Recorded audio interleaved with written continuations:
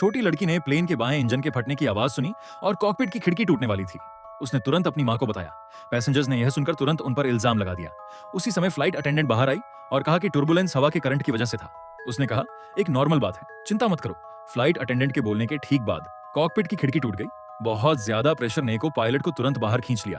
Cabin के अंदर भी जोर से हिलने डुलने की आवश्यकता है, लेकिन पैसेंजर्स को लगा कि यह नॉर्मल हवा के करंट की वजह से है। लड़की ने कहा कि यह हवा का करंट नहीं बल्कि इंजन का धमाका था, लेकिन किसी ने उसकी बात पर यकीन नहीं किया। उन्हें पता नहीं था कि लड़की 60 साल पहले एक बहुत अच्छी कैप्टन थी।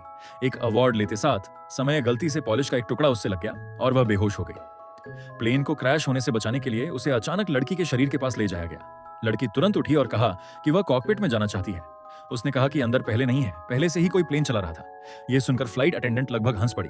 पैसेंजर्स ने भी एक के बाद एक उस पर अफरा तफरी मचाने का इल्जाम लगाया। अचानक प्लेन फिर से लड़खड़ाया।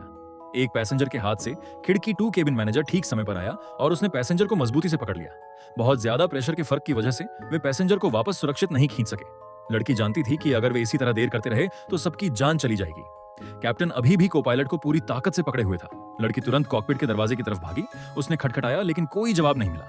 उसने फ्लाइट अटेंडेंट से दरवाजा खोलने में मदद मांगी, लेकिन कंपनी के नियमों की वजह से फ्लाइट अटेंडेंट ने दरवाजा खोलने की हिम्मत नहीं की। उस समय पैसेंजर्स अभी भी लड़की पर इल्जाम लगा रहे थे। लड़की ने उन्हें नजरअंदाज किया और फिर से फ्लाइट अटेंडेंट से दरवाजा खोलने की गुजारिश की। उसकी बात सुनकर फ्लाइट अटेंडेंट ने तुरंत पासवर्ड डाल दिया।